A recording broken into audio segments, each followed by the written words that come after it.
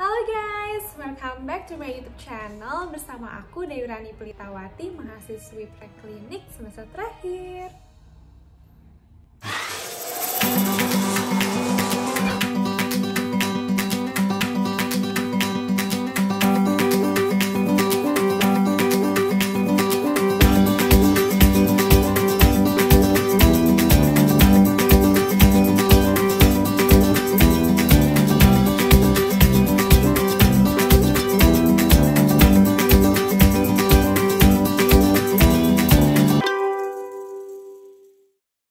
Nah, teman-teman pasti sebelumnya udah pada tahu kan tentang info yang lagi trending yang satu ini nih.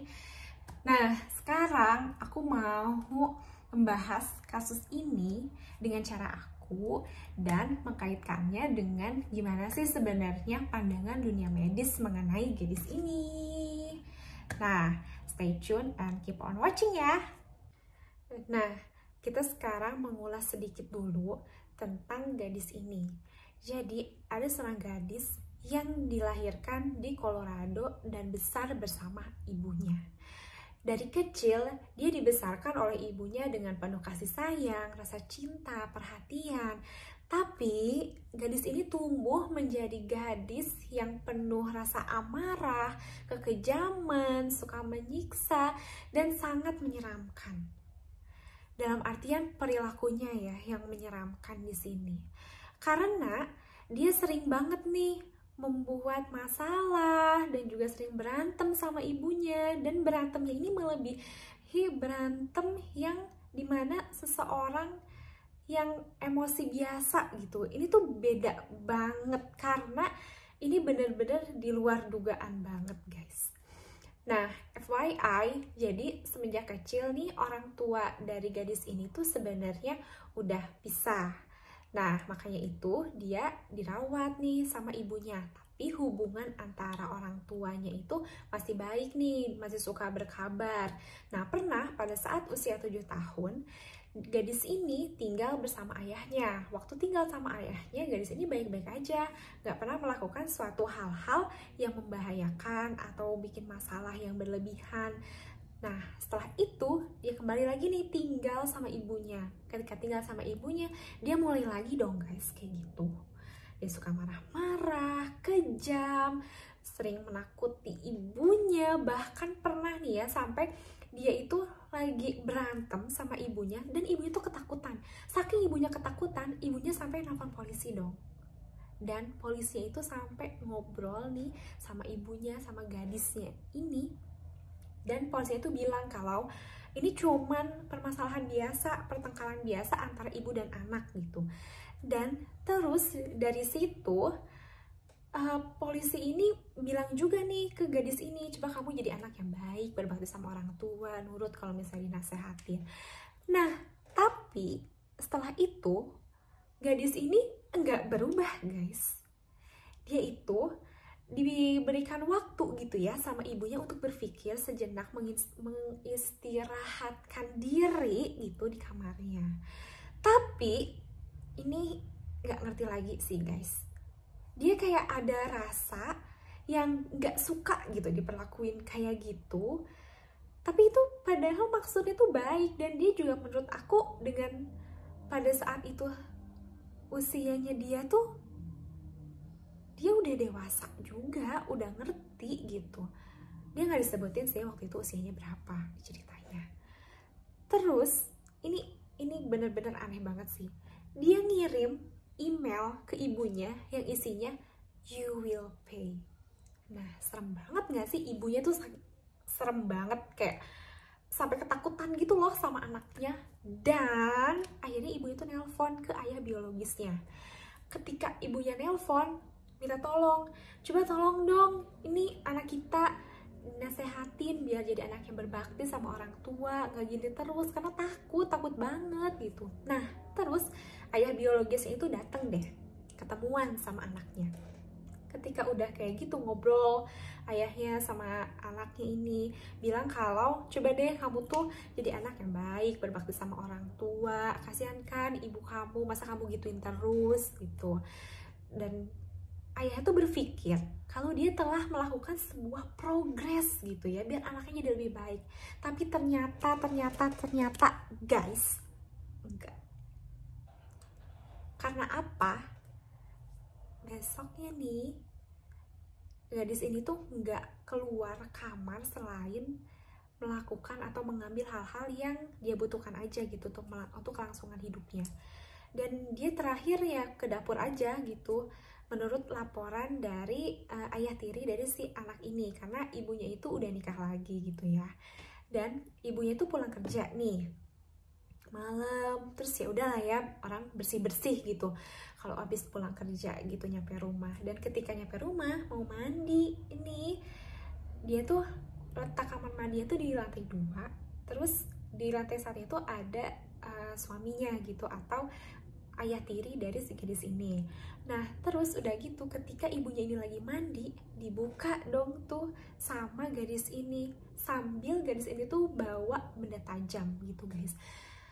Terus kedengeran lah tuh dari kamar mandi ada suara berisik banget, sampai akhirnya si suaminya ini naik ke atas, tapi pintu kamar mandinya itu dikunci guys dari dalam. Terus akhirnya nungguin di luar, tapi nggak lama dari itu, dari sela-sela bawah kamar mandi pintunya nih keluar darah guys. Bayangin, kaget gak tuh? Terus udah gitu panik dong ya nih ayah tirinya. Terus dia nelpon ke polisi. Terus nggak lama dari dia udah beres nelpon ke polisi, gadis ini tuh keluar dari WC dengan wajah yang polos biasa, jalan, terus dia kabur dari rumah. Dan ayah tirinya ini atau suaminya ibunya itu masuk ke kamar mandi dan ngelihat bahwa istrinya itu udah dalam keadaan tidak bernyawa dengan bersimbah darah. Stres gak tuh? Nah setelah itu polisi nyari kan gadis ini keberadaannya ada di mana, dan dia ditemukan di nearby parking lot gitu ya, di area parking yang deket-deket situ. Terus dia dibawa ke kantor polisi, dan untuk jasad ibunya ini akhirnya diberikan ke kedokteran forensik untuk diautopsi. Dari hasil autopsi menunjukkan bahwa adanya luka dari benda tajam sebanyak 79 kali. Dan ketika di persidangan, ini mengakui perbuatannya dengan biasa aja, dengan wajah yang senang, tanpa adanya beban. Dia mengakui perbuatannya bahwa dia telah menikam ibunya sendiri di kamar mandi menggunakan benda tajam dengan luka tusukan, atau dia itu sebanyak 151 kali guys menikam ibunya. Bayangin, itu kayak speechless aja gitu sih dengernya. Terus udah gitu ada dokter dari kedokteran jiwa yang dihadirkan untuk memeriksa kondisi dari gadis ini gitu kan.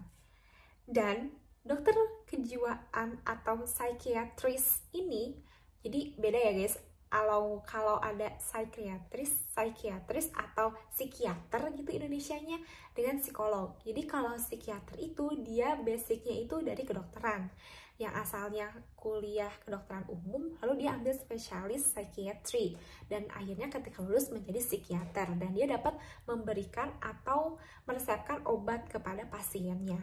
Nah kalau misalnya psikolog, dia berasal dari sekolah dengan jurusan psikologi, dan ketika lulus itu menjadi psikolog.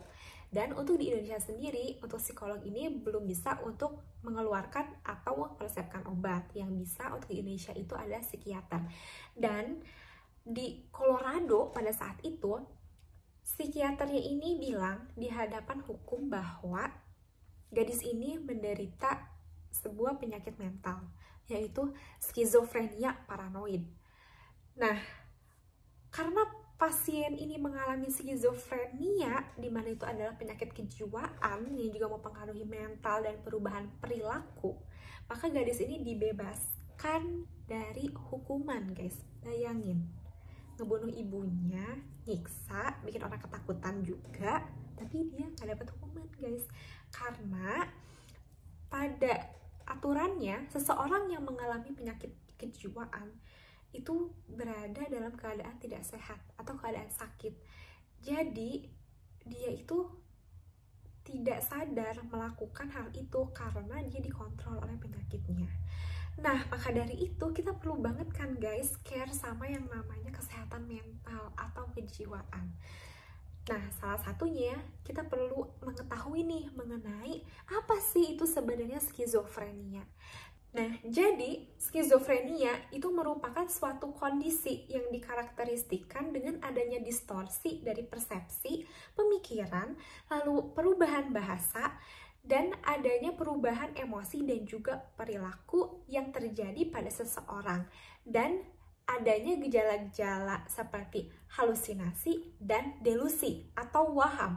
Misalnya untuk halusinasi ini pasien atau penderitanya ini sering mendengar adanya halusinasi auditori seperti ada orang yang berbisik, orang yang memerintah, atau dia bisa melihat sesuatu yang tidak nyata tetapi itu hanya ada di alam pemikirannya saja. Atau misalnya delusi atau waham itu adalah sebuah kepercayaan yang dia yakini terus-menerus tetapi sebenarnya kepercayaan itu salah. Nah, untuk skizofrenia sendiri itu dia ada tipenya. Ada 5 tipe utama dari skizofrenia berdasarkan WHO. Nah, yang pertama itu ada skizofrenia disorganized, yaitu suatu keadaan skizofrenia di mana dia terdapat inappropriate dari perilaku, emosi, dan bahasa yang incoherent. Misalnya, orang-orang dengan skizofrenia jenis ini dia tidak mampu berbicara dengan normal, lalu perilakunya itu tidak seperti orang normal, dan emosinya itu tidak terkontrol atau tidak stabil. Lalu tipe yang kedua yaitu skizofrenia katatonik. Orang-orang dengan skizofrenia katatonik sering merasakan seperti tubuhnya itu frozen atau beku, terus tubuhnya itu kaku, dan juga sering merasakan adanya seperti pergerakan motorik yang terlalu berlebihan seperti gerakan yang repetition. Dan juga pada orang-orang yang mengalami katatonik ini dia cenderung seperti sering merungkut, sering merasakan tubuhnya sulit untuk digerakkan gitu guys. Dan ini yang paranoid nih, skizofrenia paranoid yang ketiga yang ada di kasus ini. Orang-orang dengan skizofrenia paranoid dia merasakan adanya persepsi persecution atau penganiayaan. Dia sering atau suka untuk melihat orang itu teraniaya, orang tersakiti, itu dia suka banget.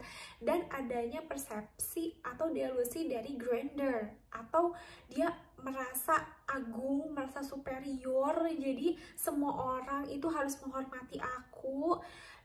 Dan orang-orang dengan adanya skizofrenia paranoid ini dia bisa benar-benar menakuti orang, berubah perilakunya jadi perilaku yang membahayakan orang lain juga gitu.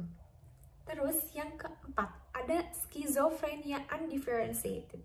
Nah, pada skizofrenia ini dia banyak bermunculan seperti sign and symptom dari mispersepsi atau pemikirannya ini yang terganggu.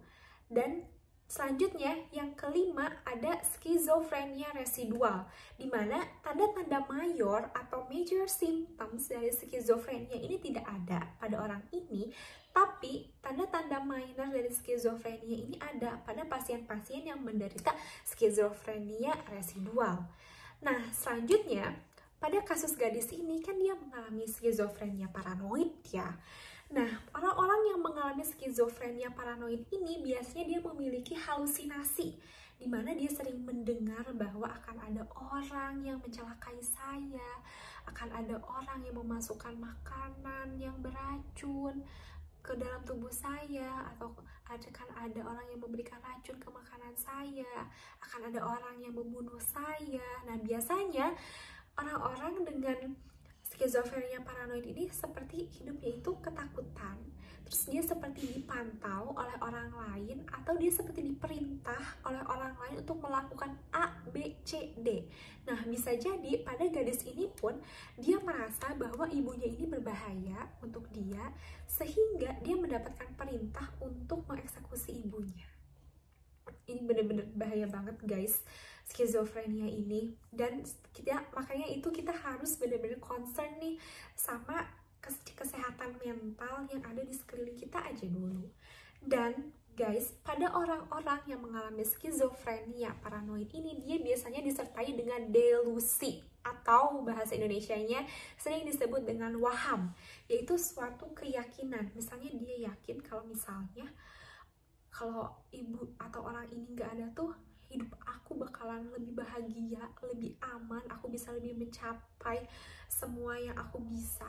Dan biasanya guys, orang yang mengalami skizofrenia ini pun terganggu dari hal psikisnya, sosialnya.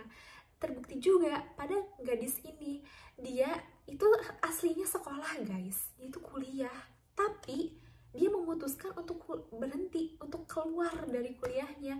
Dan ini benar-benar udah mengganggu fungsi dirinya sendiri kan. Dan makanya itu kita benar-benar harus concern sama penyakit-penyakit yang mengganggu kesehatan jiwa guys, karena mungkin fisiknya itu sehat dari hasil pemeriksaan laboratory examination, physical examination itu sehat, tapi kita nggak akan pernah tahu bagaimana keadaan mental seseorang. Dan kita juga alangkah lebih baiknya dari kasus ini kita belajar bahwa ketika ada orang yang memiliki suatu perbedaan dari kita harus tetap respect guys sama mereka, karena kita nggak tahu apa yang mereka alamin.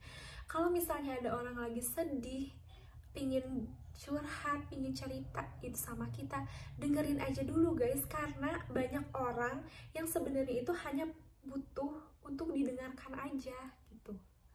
Dan kita kalau misalnya ada orang punya masalah, terus kita nggak boleh gitu guys, alangkah lebih baiknya kita nggak bilang atau kita nggak menjatuhkan dia dengan kayak segitu aja, atau kamu harusnya bisa nih ngelaluin ini tuh masalah kecil. Nah kita sebaiknya tetap encourage guys, karena kita nggak pernah tahu seberapa besar kekuatan setiap orang untuk menghadapi masalahnya, karena setiap orang tuh berbeda, jelas banget beda. Maka dari itu kita kasih aja support ke mereka supaya mereka tetap punya energi buat menjalani kehidupan, tetap semangat. Dan jangan lupa untuk bersyukur juga, karena kesehatan mental ini benar-benar sangat penting dan kita benar-benar perlu concern banget guys untuk ini. Nah, that's all sedikit mengenai skizofrenia hari ini. Semoga teman-teman teredukasi dan bisa mengambil manfaat dari kisah ini. That's all for today. See you in the next video.